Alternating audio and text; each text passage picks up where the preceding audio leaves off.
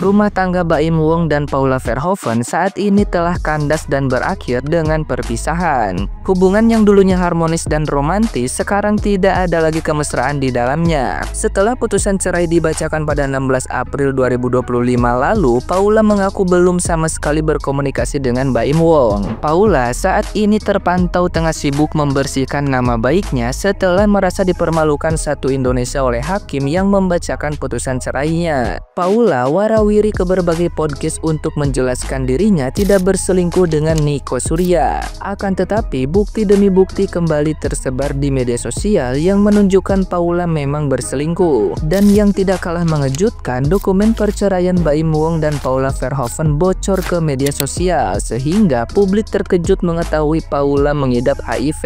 Penyakit yang tidak bisa sembuh tersebut diderita Paula sebelum menikah dengan Baim Wong. Ditanya soal penyakit yang mengidap Paula, Baim Wong berikan reaksi di luar dugaan. Ditemui awak media saat bekerja, Baim Wong memilih tersenyum saat ditanya tanggapannya terkait penyakit Paula Verhoeven. Ia memilih mengalihkan pembicaraan dan terkesan menghindari segala hal tentang Paula. Netizen yang budiman yang melihat hal tersebut pun turut berkomentar. Saat ini Baim Wong tengah mempersiapkan film terbarunya dan fokus move on dari masalah rumah tangganya.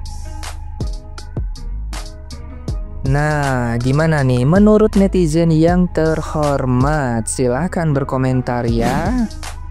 Jadi dari podcast Paula dan juga Denny Sumargo ini, satu hal yang paling menonjol yang rasanya itu bisa keluar menembus layar HP kita semua adalah rasa capek dan sakitnya jadi Paula Verhoeven. Selama 1 tahun memendam, selama 1 tahun memilih menjadi pihak yang diam dan membiarkan pihak yang lain, mantan suaminya yaitu Baim Wong, merajalela dengan semua tuduhan-tuduhan jahat yang dituduhkan kepada Paula. Dia memilih untuk diam. Dan ternyata ketika hasil persidangan pun keluar, dia tetap ternyata tidak menemukan dan tidak mendapatkan keadilan yang dia harap-harapkan. Selama 1 tahun ini dia diam. Dan ujung-ujungnya dia harus buka suara ketika selesai persidangan kemarin. Dan di podcast Densu dia membuka semuanya. Dan kita bisa lihat beberapa kali dia tertegun karena sakitnya dan lelahnya. Dan itu bisa terasa sampai keluar dari layar HP kita masing-masing. Kita berdoa semoga yang terbaik buat Paula Verhoeven. Perjuangan dia menjadi seorang ibu buat anak-anaknya itu akan sangat diperhitungkan Tuhan. Tetap kuat Paula. Sebagai seorang wanita dan seorang ibu, aku sangat bersimpati dan sangat berempati juga sama apa yang Paula alami. Semoga bisa kuat dan bisa terungkap. Katanya mau ada jalur hukum yang mau ditempuh karena dinilai persidangan kemarin itu ada yang melanggar etika. Nah, kita tunggu saja gimana kelanjutan daripada kasus ini. Semoga yang terbaik buat Paula dan juga kedua anaknya. Makanya jangan sok-sok alim, sok ketat. Kalau memang beragama, kenapa masukin orang ke dalam rumah meskipun itu teman dekat selama 25 tahun? Memang kismin banget, taruh aja di hotel. Di situ kalau siang ke rumah makan, ngobrol-ngobrol, kenapa harus ditampung di rumah? Kismin banget sih, sampai mau nebeng. Tapi itu urusan pribadi ya, kita tidak tahu kenapa si lakor ini, laki orang ini masuk. Ngomong-ngomong ini si laki ini, kita kepo dikit ya, kita memang mau lambe sekarang ya. Ini si laki ini single atau sudah punya istri? Ya, terus kalau memang kita alim-alim, seketat agamanya gitu kan, udah tahu tidak boleh masukin orang-orang dari luar. Katanya juga Om Koboxer ini kan memang rumah itu katanya ke terminal, lalu lalang gitu kan. Terus si Om Bayem itu yang jual panci yang Om Bayem kok mau izinkan, dan ya mungkin ya Van Houten coklat kan mungkin manis, enak dipandang. Ya mungkin mereka curhat, mereka mungkin ya sharing sebagai teman biasa, makanya jangan terlalu so alim deh. Lo kayak orang bule aja, biasa aja, cross gitu kan. Kalau orang bule tuh nggak ngeres, biasa aja. Orang bule tuh bergaul sama istri orang biasa aja, teman. Laki mau bergaul sama istri orang, misalnya mau ngopi, nggak masalah. Karena di Eropa tidak ada unsur-unsur kayak gini, murah-muri, Cina non Cina, karena trust, percaya aja. Makanya karena terlalu ketat, akhirnya itu dihubung-hubungi menurut gue. Ngobrol curhat pasti selingkuh, ngeres belum tentu juga. Padahal cuman simpati, cuman sharing, cuman ngopi bareng, tapi langsung otaknya menghakimi. Pasti mereka check in, trot by, pasti begitu. Karena otaknya ngeres, makanya jadi lo orang bule, santai aja, nggak usah dihubung-hubungin gitu kan. Kalau kita jalan sama cewek muda, oh pasti itu daun muda, itu pasti peliharaannya. Kalau tante-tante jalan sama brondong, oh pasti itu brondongnya, padahal itu ponakannya. Jadi menurut saya kita ini budaya ngeres banget, dan saking mau jaga alimnya, akhirnya tidak tahu aturan juga tentang agama yang dipanut itu. Memang nggak ada hotel. Kalau lo memang tahu cewek lo memang bini lo bakal gacel, ya lo jangan undang laki-laki ke rumah untuk menghindari juga hal-hal yang tidak diinginkan dan sebaliknya. Kalau kamu juga sebagai istri tahu bahwa laki lo itu gacel, lo jangan undang teman sahabat lo, sahabat SD lo ke rumah, ayo numpang aja di rumah gue, nggak apa-apa kok. Dimakan sama suami lo. Jadi sebenarnya salah juga cewek. Jadi menurut gua saling-saling tahu kelemahan lah. Jangan sok liberal. Tapi sekarang mau nuntut alim, mau agamis. Ujung-ujungnya umbar aib. Apakah itu agamis? Memang rada dungu ya.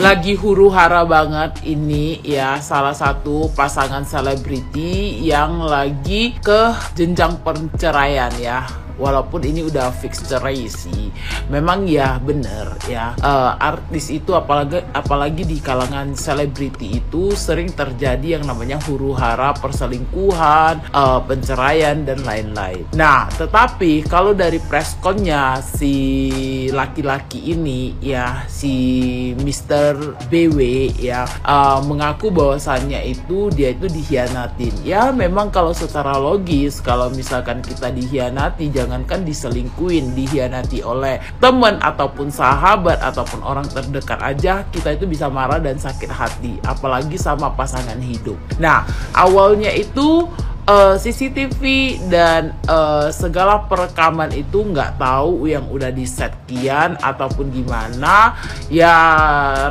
netizen 50% itu ada percaya di Mr. BW ya daripada si Mrs. PV ya.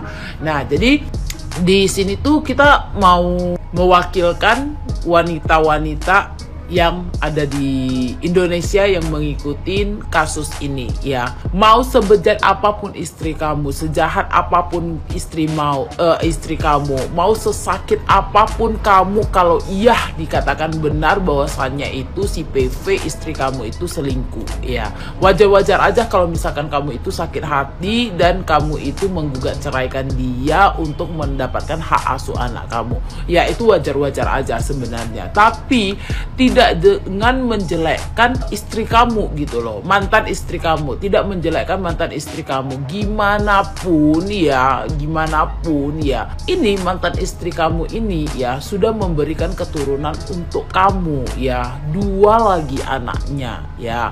Nah, jadi ya kayak gugatan di pengadilan yang sekarang lagi beredar yang dinyatakan bahwasannya itu, yang dilontarkan bahwasannya si Mrs. PV ini mengidap HIV gitu ya. Itu Hotman Paris juga udah speak up masalah ini ya. Nah, ini si laki-laki ini ya, apakah tidak berpikir panjang gitu kan ya, apakah tidak berpikir panjang dengan melontarkan gugatan cerai untuk hal ini gitu loh ya, untuk HIV.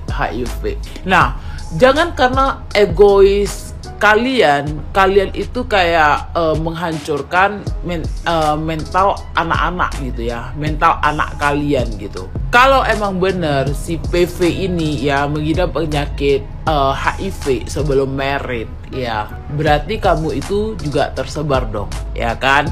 Nah, anak-anak kamu itu juga terkena dong. Nah, kamu itu kalau mau buat statement ataupun mau buat gugatan, alasan gugatan cerai ya, tidak dengan cara yang begitu juga sih, ya kan? Nah, kenapa? Karena efeknya itu ada di anak kamu ya. Nah, kamu ya, mungkin kita orang dewasa itu bisa fine-fine aja dengan omongan orang di luar sana ya. Nah, tapi untuk sekelas anak-anak ya, dia itu nggak sanggup kena bulian. Dengan adanya gugatan ini ya, dengan reason ya, alasan yang ini ya, aduh, gak habis pikir ya, gimana orang-orang nanti bakalan ngejauhin anakmu. Dan nanti kelak anakmu itu udah besar, dewasa, udah punya pasangan hidup, kira-kira mau nggak diterima oleh pihak pasangannya gitu loh. Jadi udahlah gitu kan. Kalau memang mau cerai, lebih bagus seperti Gading ya, Gading Gisel ya. Ini nggak pakai inisial lagi, kayak Gading Gisel.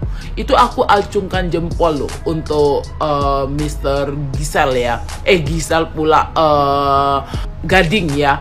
Karena sejauh ini dia juga nggak pernah membuka aib mantan istrinya. Gimana pun ya, mantan istrinya itu udah memberikan keturunan untuk dia gitu kan. Jangan karena egois sesaat ya, kalian itu mempertaruhkan mental anak kalian gitu. Aku kesel banget sih ini FYP terus ya, masalah HIV ini ya. Gemes banget sih rasanya sih. Ya, ada sama tidaknya itu ya tergantung kalian sih sebenarnya, benar atau tidaknya. Cuma ya kita para netizen memberikan pandangan ya, memberikan pandangan, dan inilah gitu loh. Jangan karena emosi sesaat ya, jadi efeknya itu anak kalian kena bully nanti ataupun dijauhin oleh publik hanya karena kalian egois, menuduh sana sini untuk validasi sih.